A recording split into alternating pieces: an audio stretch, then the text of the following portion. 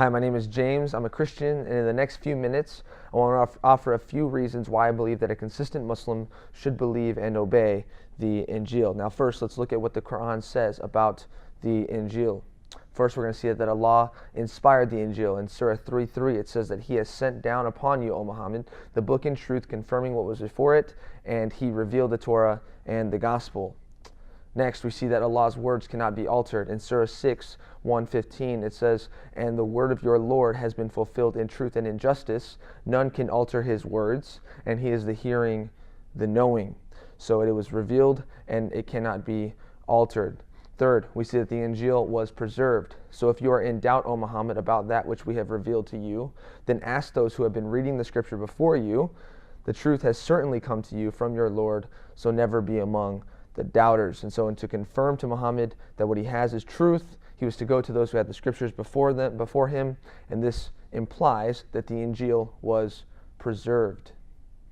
Fourth, we see that the Injil was authoritative, and it says, "And let the people of the gospel judge by what Allah has revealed therein, and whoever does not judge by what Allah has revealed, then it is those who are defiantly disobedient." And so we see the Injil is also authoritative. So not only revealed by Allah, not only preserved, but also authoritative. Now, how could this be true if the Injil had been thoroughly corrupted, as Muslims claim?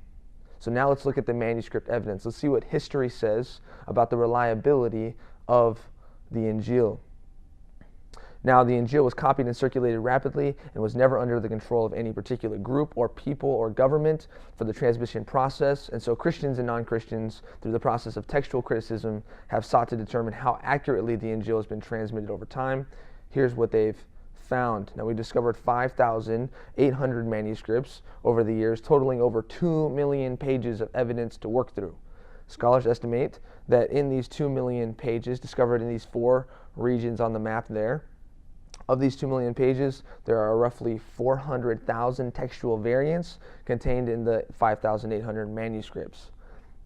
Now, that's one textual variant for every 5 pages of evidence.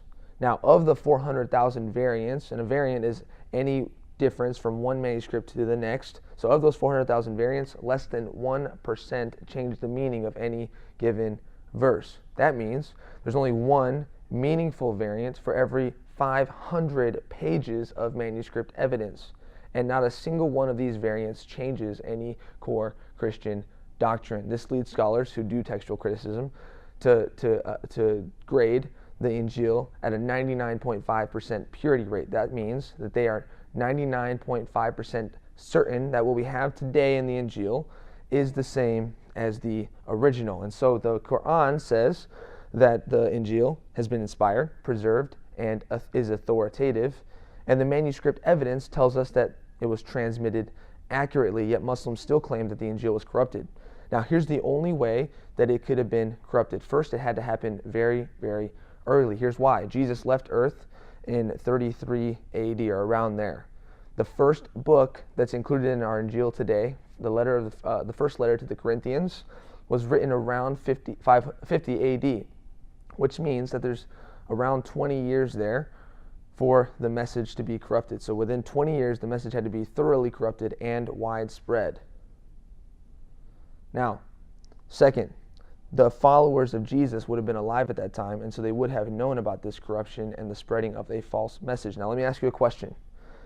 Do you believe that Muhammad's closest followers would have allowed the message of the Qur'an to be thoroughly corrupted shortly after his death? Of course not. Of course not. So why do you believe that Jesus' closest followers would have allowed the Injil to be corrupted shortly after his death? It doesn't make any sense, and you need to be consistent. On top of this, there's not a shred of evidence to support the Muslim claim that the Injil had been corrupted prior to 50 AD. There's not a shred of physical evidence to support the Muslim corruption theory. So the only logical conclusion, the easiest conclusion, is that you should believe the Injil. Believe the Injil. Believe in the message of the gospel, which is that Jesus, God incarnate, took on humanity, died on the cross for sins, rose again, defeating sin and death to offer you life if you just believe in him.